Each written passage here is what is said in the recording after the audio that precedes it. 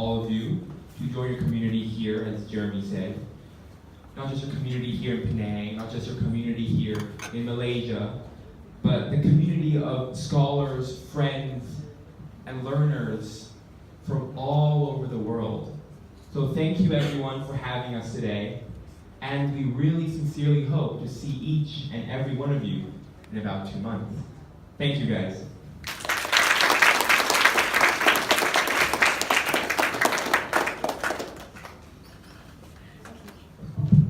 I also wanted to thank the teachers for helping us to organize this, Jared, and Wendy, and Miss Hall.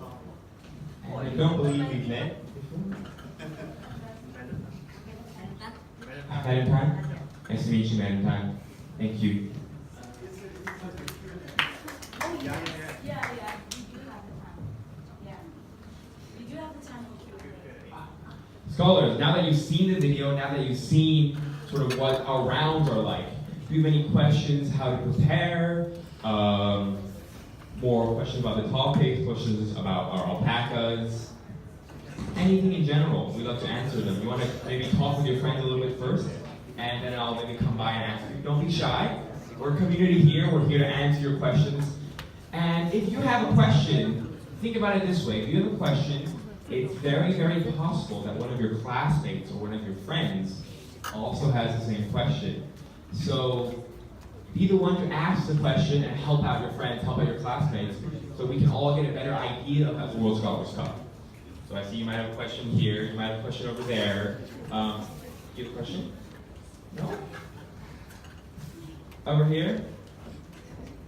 Anything you'd like to know more? In the back there maybe? Mr. Jeremy, you have a question. How can I be good at debates? How can you be good at debates? You're so good at debates. Oh, thank you, Jeremy. You're kind. Because I never debated before. You never debated before. Ah, good question, Jeremy. Thank you. Who here has debated before? Okay. Well, scholars, never fear. For about 60 or 70% of the students that join us at the World Scholars Cup have never debated before. So it's very likely, mathematically speaking, that the team you debate will also have never done it before. So don't be nervous. You know, one thing that's so wonderful for us is to see students, you know, they go into their first debate a little bit shy and nervous, they don't know what to expect. But they come out of that first debate, you know, they feel a little bit more confident. They know they can do it. They know they can stand up there and speak in front of the other team and the judge.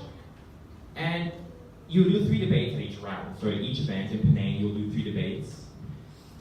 And it's so wonderful for us to see that as you come out of each one, and by the end of the 3rd debate, you know, you're like, I know how to do this, I'm so good at debating. But some tips on debating. The World Scholars Cup debating is not like a very complicated form of debating. We don't ask you to memorize, you know, you must speak in 3rd person, you have to know these particular words. Our debating is all about public speaking. It's all about going up there, taking your side of the argument and just saying what you believe in, or what your side believes in. And some good tips in debating is, you know, you have to communicate with your teammates. So at the World Scholars Cup, each debate, when you begin, you will get the topic. We will tell you which side you're arguing for. You get 15 minutes to prepare with your teammates, and then up to 4 minutes to speak. So during the 15-minute period, a way to become a good debater or a good team debater is to work with your team. Don't just go on the internet and start looking for a bunch of facts. You know, talk it out with your teammates. Think about good arguments. Think about how you can work together to make a solid argument for your side. And that's one of the key points in becoming a good debater, is to have good, solid arguments that your entire team works together to form. Because that way, you are able to, all 3 of you are able to, you know, argue on the same page. You can all stand for the same ideas, same goals. And that makes for a very solid case. So that's one important aspect of being a good debater. Another important thing about, you know, practicing debate is to, I know this sounds cheesy, but it's to be confident. Now, as I mentioned, so many of the people debating are new. So when you go up there, and in the World Scholars Cup debates, you'll be debating just in a classroom with your team and the other team and a judge. So you're not going to have any people watching you. And so think about it this way. You might be new, but the other team, they could very well be a new team as well, or new to debate. So don't worry, go up there, be proud of yourself, be confident in yourself, and speak. Just speak in what you believe in, if you're organized. And of course, a very important thing is to use up, if you can, your 4 minutes of time. Because any arguments you don't make are arguments that don't help you. So these are some tips on debating. And of course, I don't want to tell you this is the best way to debate, because there is no one best way or one right way to debate. Each of you, like I did, will have the opportunity to discover the type of debater you are, the type of speaker that you are, and the way of presenting yourself that you are most comfortable with. So my best advice for you is to, with your friends, maybe practice debating, discover yourself, discover how you can best convey your thoughts and your ideas and your arguments, and take it from there. Thanks, Jeremy, for the question. Thank you for the tips. Now, you too can be a good debater, Mr. Jeremy. So Jeremy is a very good debater too. And he is also a very good writer. Yes. Do you have any other questions? Does anyone know what the Scholars Challenge is? We have some murmurs in the back. A quiz. Okay, what type of quiz? Yes? General knowledge. Well, how do you answer this type of quiz? Do you know? It's a multiple choice quiz. So I'm sure you're all familiar with it then. Multiple choice test. Well, the Scholars Challenge, it's not so much general knowledge, because the knowledge and information you'll be quizzed on comes from our theme each year. So our theme in 2018 is an entangled world. And under that, you'll be exploring things such as memory, as I said earlier. You'll be exploring the history of diplomacy. You'll also be exploring something some of you might have personal experience with, and that's human relationships. And at the World Scholars Cup, our quiz will be based on that information. So your teachers will, or in your clubs, will be able to guide yourselves in exploring these topics.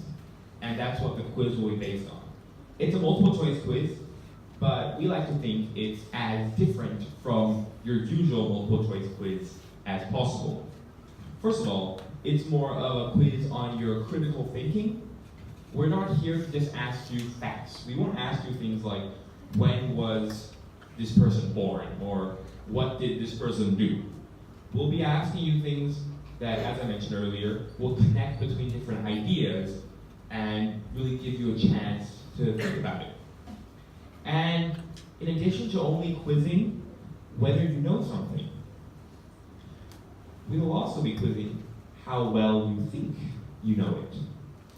So in the Scholars Cup Challenge, unlike multiple choice quizzes where usually you can answer one blank for each question, at the World Scholars Cup, for one question you can answer one blank. You can answer 2, 3, 4, or even all 5. And of course, the more bubbles you fill in, the less number of points you'll earn for getting that question correct. So now we're looking at, well, do you know this question? Do you know the answer? And if you do, how well do you think you know it? So it makes it a little bit more fun, a little bit more different. Oftentimes we have students come out and say to us, that was a little bit difficult, but I had a very enjoyable experience, and we hope that you will too. So you don't have to clap for music. Any other questions in the back there? I'm sure you must have some questions. I worry that after we leave, Jerry there will have a bunch of you run up to him and say, I don't know this, I don't know that, can you answer the question? So we're here right now from the World Scholars Cup, and we'd love to answer your questions for you. Oh, well, thank you for asking that again. Oh, right, we mentioned earlier, Jeremy, that we had an alpaca that was going to be adopted today.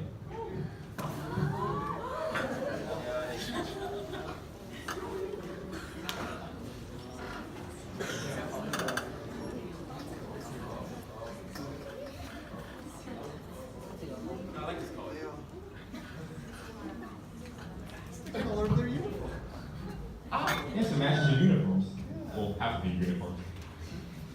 Okay, scholars. As I mentioned earlier, and as Jeremy mentioned earlier, we have quite a few Jerrys with us today. And unfortunately, this Jerry will no longer be traveling with us. It needs a new home. So would one of you be kind enough to adopt Jerry from us today? Okay? Okay? More than one of you, okay? So who here would like to adopt Jerry today? Okay, some of you, most of you.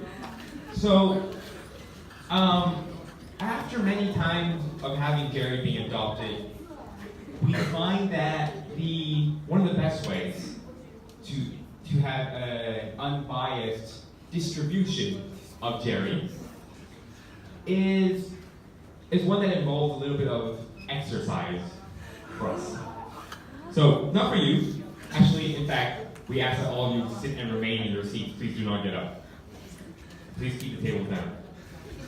Your teachers will be watching to make sure that everyone stays safe. So how this works is I will be turning around. Everyone will remain seated. There will be no moving of hands because the World Scholars Club is a non-violent organization. This Jerry will fly in the air, and it will land on someone's table or on the ground next to them. And that person will be our new alpaca parent. So can all of you count to three? Count down from 3 for me, and I'll throw after 1. Okay?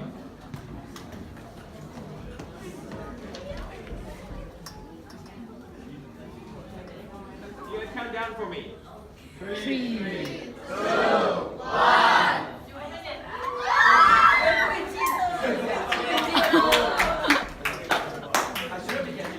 No, it's okay. I mean, land there again. Congratulations. Okay. What is your name? Okay. I don't think I should repeat it. I worry that I'll say it wrong again. You are now the proud owner or the proud parent of a new alpaca, but you have to promise me 2 things. Okay? 1, that you will take care of him, take care of Jerry, and 2, that you won't eat him. You would be surprised. You promised me those 2 things. Thank you. Congratulations. Can we give a round of applause for our new alpaca parent?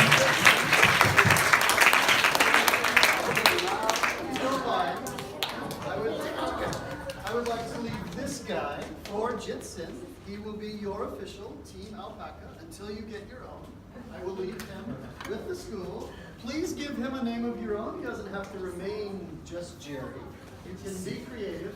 Bring him to the regional round. I want to see him again. Okay? Okay, thank you, Mr. Jeremy.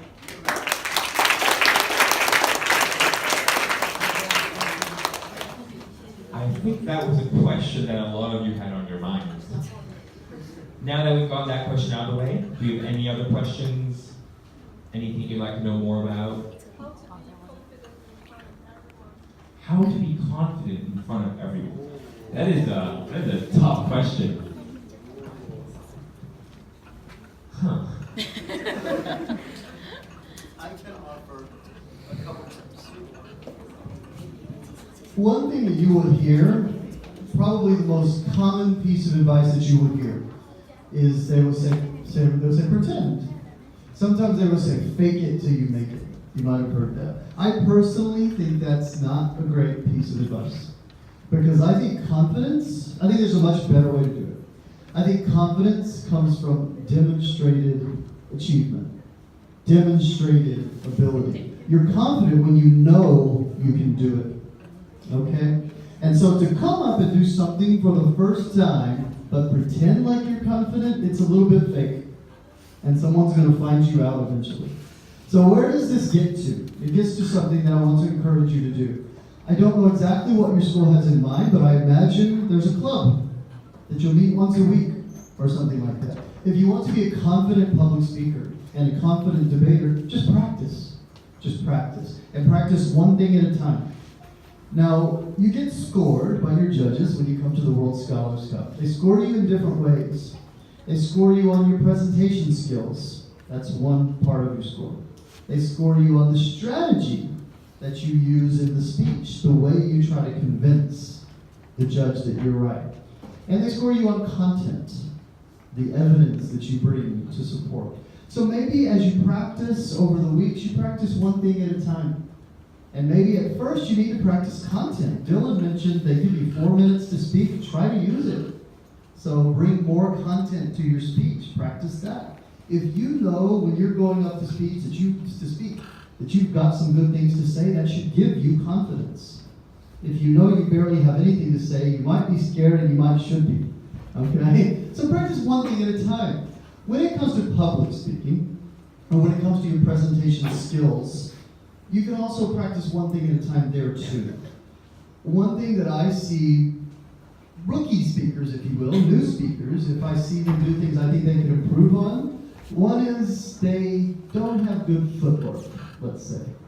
And by that I mean they tend to sort of carve out this design on the floor, they make this, a little bit of a dance back and forth.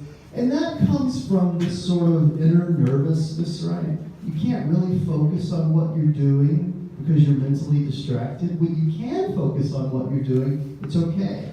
You can stand there confidently, and you can use gestures, and you don't have to let your body be out of control. So you can practice that. You can also practice good eye contact. That's a difference between good speakers and lesser speakers or newer speakers. They allow you, in any debate format, I think, to take your notes up with you.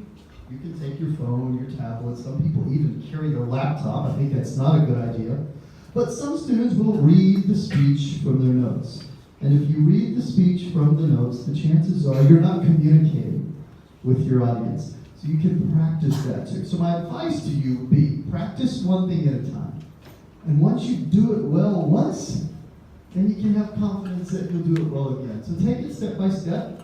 And don't just try to fake it. That's shallow. Try to prove it to yourself. And then you can do it again. That would be my advice for you. But practice together as a team.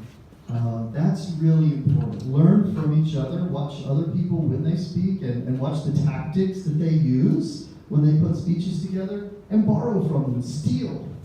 It's okay. It's part of it. Thank you, Jeremy. And like Jeremy said, it is okay to start out getting nervous. You know, it is normal for when you're trying new things to be a bit cautious. I know that when I first went on the debate showcase in 2012 at our event in Taiwan, I remember, so there's a screen on stage and they will put out your name, you know, who gets called, who's going to be on the debate showcase. I remember that this was actually very interesting. They put my brother's name up there. So I have a brother, he also used to do World Scholars Cup. And they put up my brother's name, but they put his name up with my school. And he was in Different school. Different schools. He was in high school. Oh, no, we were at different high schools. And I was really confused, and everyone in my school who knew my brother was also really confused, you know? And all of a sudden, this was on PowerPoint, all of a sudden, a giant flash went through my brother's name, and below it appeared my name. And, you know, this was my first World Scholars Cup round, and I was super nervous. And I just sat there for a second, and then I got up, and then I ran to the bathroom. And I was like, I don't want to do this. And all of a sudden, my coach came in. He was like, just go up there. You've had the practice. You've clearly done well if you get called up. And just have the confidence, you know that, be confident knowing that you have the ability to go up and debate. He was not telling me to, pretend that you're confident. He didn't tell me to fake it till I make it. He told me in honest words, if you've been called up, you have the ability. The judges believe in you, now it's time for you to believe in yourself. So I went up there and, I spoke, I guess. And we ended up winning, so must not have been too bad.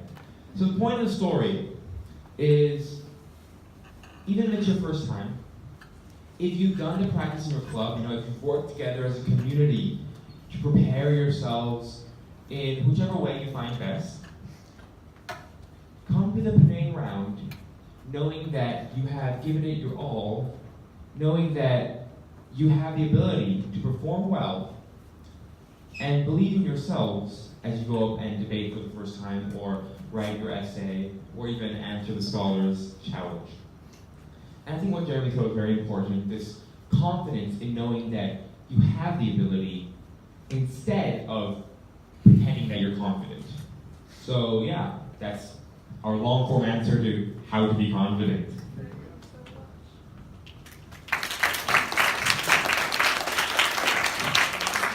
Now scholars, hopefully we've inspired some confidence, some of you, to ask other questions. Does anyone have any questions? Over here.